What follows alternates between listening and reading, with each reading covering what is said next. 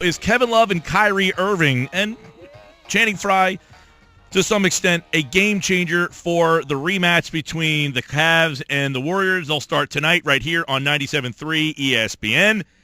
Tim Legler, ESPN NBA analyst. I was actually driving in today and heard Legler doing Sirius XM NBA radio on my drive into work today. So he's doing a little extra work here with us on the Sports Bash 97.3 ESPN, along with, I think it was Joel Myers who was hosting with you there, Legs. Unless I completely heard it wrong, but I think that was you today, was it not? No, excuse me. Yes, you had it 100% right. Joel Myers and I, we team up usually a couple days a week to host that show. There you go. So I got the chance to hear a little bit of your NBA stuff getting ready for tonight. But we just were debating about adding Love and Kyrie and Frye to some extent, as the kind of the third guy there. None of those guys played last year, and that was a 6-game series. Golden State's a better team, but didn't really add a significant game-changing piece. Are those 3 guys enough to sway you to lean towards Cleveland at all? Well, I don't think they're enough to make me think they're going to win the series. I think Golden State's going to win the series. I'm not going to be shocked if Cleveland pulls it off. I think Cleveland, despite the fact they're going to get obviously much greater contributions from the guys you just mentioned, Love and Kyrie didn't even play a year ago. Frye wasn't on the team. So offensively, LeBron has a lot more help. Their issues, in my opinion, are going to come on the defensive end of the floor. I think Tyronn Lue's going to have some problems trying to figure out the right balance of having enough defense on the floor while also having enough firepower. Because Dellavedova, Shumpert, Tristan Thompson, the main defenders on this team, those guys, they're going to have to get minutes in this series because you need them to wear on the offensive players of Golden State. The problem is when you go with some of those lineups, are you going to have enough shot makers and enough firepower? And I think that's really where Tyronn Lue is going to be pushing the buttons the entire series. It's going to be a challenge. I think Kevin Love is going to really be challenged to guard in this series on the perimeter with what you have to do to guard Golden State's guards with all the ball screens, what they do even in transition. You're asking your bigs an awful lot, and Kevin Love really struggles with that aspect of the game. So I'm curious to see to what extent Tyronn Lue, is able to push buttons, get the right lineups on the court to make sure he's got both ends of the floor covered. It's not easy against Golden State.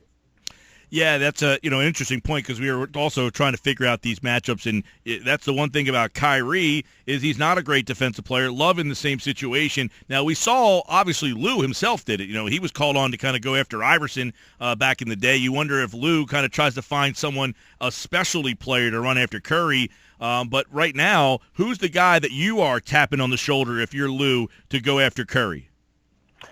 Well, I think the main guy that should get the majority of the minutes on him, I think you're going to see Iman Shumpert on him a lot. The problem they're going to have is this. At any time, if Kyrie Irving is in the game, if he's not guarding Curry, who is he going to guard? Because he's not big enough to play Klay Thompson. Klay Thompson is a lot more than a catch-and-shoot guy. Klay Thompson is incredibly active without the ball. He catches it in great spots on the floor. He can back you down. He loves that turnaround jump shot if he gets a smaller guard on him. So any way you slice it, Kyrie Irving's going to have to work in this series, whether you're guarding Steph and chasing him around. And, you got to get a lot of help with the screens when you're guarding Steph Curry. And you have to pick him up so early. It's just so difficult to guard him because you have to guard him at 30 feet from the basket as he's coming up the floor. It just extends your amount of energy you expend. It's really exhausting. But if he goes off ball, then he's got Klay Thompson. That's no picnic either. So you're not going to be able to hide him. Dellavedova, Shumpert are going to get their share of minutes on Curry because both of those guys, I think, play him pretty well. Dellavedova's had a lot of success guarding Curry. He denies him the ball exceptionally well. He really has a lot of want-to in his game. He doesn't quit on plays. He's relentless. But it really comes down to when you guard Curry, it comes down to more than anything else, the help that you're going to need on the screens and how are you going to play all of those pick and rolls because you're going to get hit with a ton of them in this series. You're going to trap them. You're going to switch them. You're going to, show with the big guy and fight over with the guard. There's 3 different ways to play it. There's no one set way, I think, better than another. You can't give them a steady dose of anything. But any way you slice it, Kevin Love is the guy that's going to be targeted. They're going to call him out. They're going to pick on him. Anybody he's guarding, that is where the issue is going to be for the Cavaliers. He's going to be called over and asked to help, to switch, to trap, all of those things, and it's just not something he's very good at. He's much better when he's asked to guard guys in the post and playing himself around the basket for his defensive rebounding. Out on the perimeter, he's really slow to get back into the play. So I'm curious to see what Tyronn Lue does if they really start exploiting that, because you need Love's offense. Tim Legler with us here on the Sports Bash on 97.3 ESPN. Tim, we know about LeBron, we know about Curry, but who in your mind is the better secondary player, Klay or Kyrie? Well, great question. Right now, I think Klay Thompson has elevated his game to such an extent that I probably would go with him. I think I'm a little bit more certain what I'm going to get with Klay Thompson now. And I think if you really look at these two teams, the Golden State Warriors would not be playing tonight if it wasn't for what Klay Thompson did in the Oklahoma City series. Flat out. 41 points in Game 6 on the road, 11 threes. Elevated his game when Steph wasn't really playing well at that particular time. He also had some big moments when Steph got hurt earlier in the playoffs. I just feel more comfortable that I know exactly what I'm going to get out of Klay Thompson. I think Kyrie's going to be great in this series. I think all four of the top stars are going to play great. So I think the emphasis really shifts to that next group, and I think Golden State has more guys that can impact the series than Cleveland does after you get past the top two stars.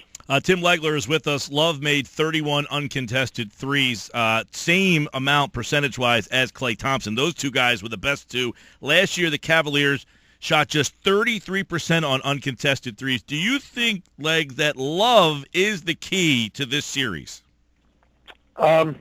I don't think he's necessarily the key. Honestly, look, they need him to play well. He's got to shoot well.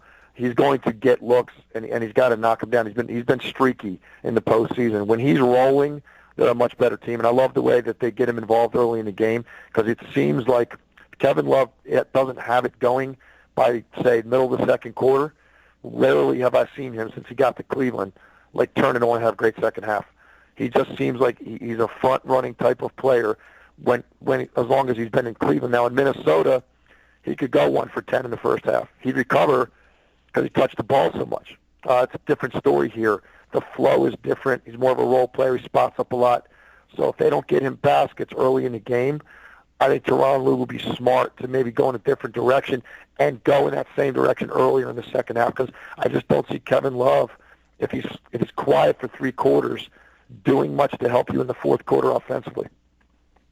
Is the LeBron-Steph rivalry approaching like other historic rivalries like Magic and Bird or things like that in your mind? We got a long way to go to get there, I think. I think back-to-back playing in the finals, I think that starts it, right? But they've got a lot more to go, a lot greater distance to go, I think, to get there. You're talking about Bird, Magic, really covering a decade, basically, in the NBA, where you felt like every year for a decade practically that those guys had a legitimate opportunity to play each other in the finals. And I think one of them was in the finals almost every year, if not every year, during the decade of the 80s. So LeBron now 6 straight appearances, but only a second one against Steph. So let's see moving forward, to what extent can these two guys keep it going. There's so many great storylines, though, with these two. LeBron, 4-time MVP, but now Steph's got the last 2. 73-9 team. You have a team that historically great offensively. All kinds of records broken this year with the 3-point shooting. First-time unanimous MVP. LeBron has a lot of things that are motivating him, but I think the number one thing is he does not want to be 2-5 in the NBA Finals. Tim Legler with us on 97.3. So let's get back to Lou for a minute, Legs. And by the way, props for Tyronn Lue. I tell Mike Gill all the time, it's not Tyrone, it's Tyronn. I remember the kid when he played at Nebraska. So how much of a factor is Lue being the head coach when he replaced Blatt? How much do you put in Lue's ability to coach? Well, look, I think he's done a good job. Because I can tell you this from 10 years in the league, and I had a lot of coaching changes in the time that I played. Guys can get in the way. So sometimes more than, okay, these are all the things he changed that are positive. Sometimes it's just don't get in the way. Don't screw this up.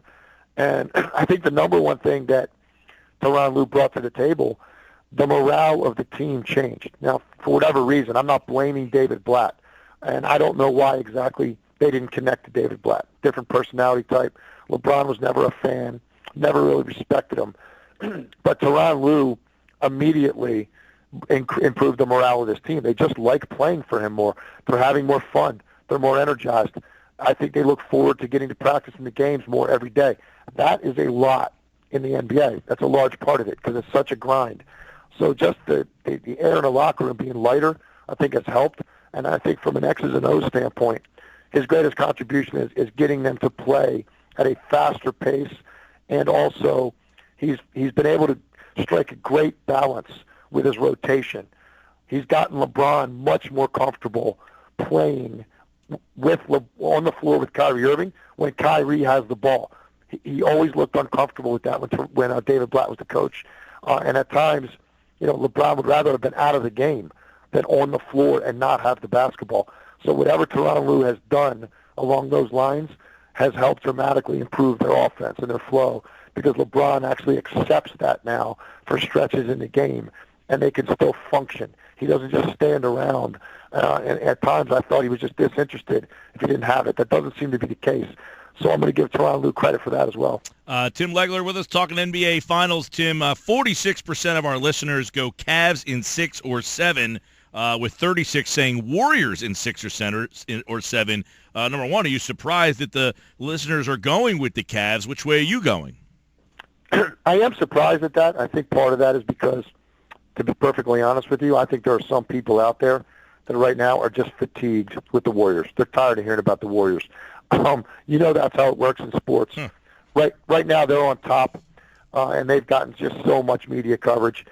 They're the darlings.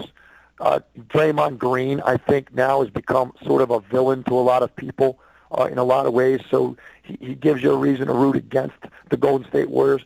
But I think if you really break this down, X's and O's, and look at the two teams, for me, from a basketball standpoint, Golden State's a better team, and I expect them to win it. So I guess put me in the 36% of your listeners that expect Golden State to win this. And I will say 7 games, because I think that they're evenly matched enough that it's going to come down to home court advantage for Golden State. All right, Tim Legler, everybody here, likes Golden State in 7. And by the way, 10% had the Warriors in less than 6. 8% have the Cavs in less than 6. So many people think this will be a long series. We'll see it all tonight. We'll hear it tonight here on 97.3. Legs, thanks so much, pal. Thank you so much for having me. I'm sorry about my voice, man. We got a little strained vocal cords. That's all right. Playing hurt, as many people are this time of the year. At Legs ESPN.